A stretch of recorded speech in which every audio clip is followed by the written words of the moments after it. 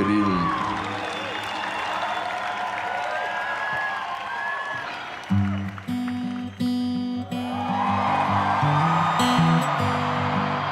Maybe it's time to let the old ways down. Maybe it's time to let the old ways down. Just watching you become a musician, it's been a pleasure. I remember thinking you were always a musician. Yeah.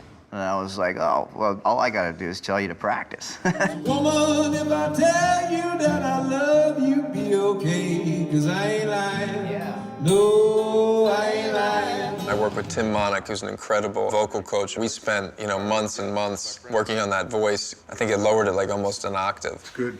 Yeah?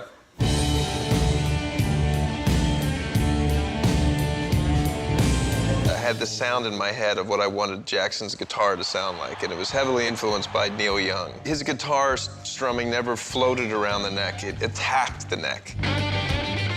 3 years ago, Neil enlisted my band, Promise of the Real, to be his backing band. It was the first time in my life my eyes have gone from Neil Young playing guitar to somebody else on stage.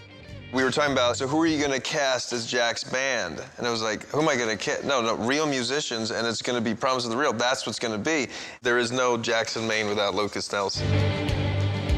I got those Magnatone amps and that 1956 Gibson Les Paul Jr., and that became Jack's sound. Yep.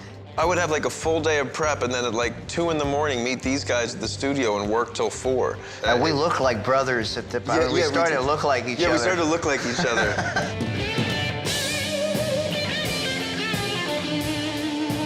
I remember we wanted to go super country, and then we thought, well, why don't we go rock and roll? Yeah, Black Eyes was a song that I wrote while we were filming. I will never forget you coming and being like, I know what the beginning of the movie is.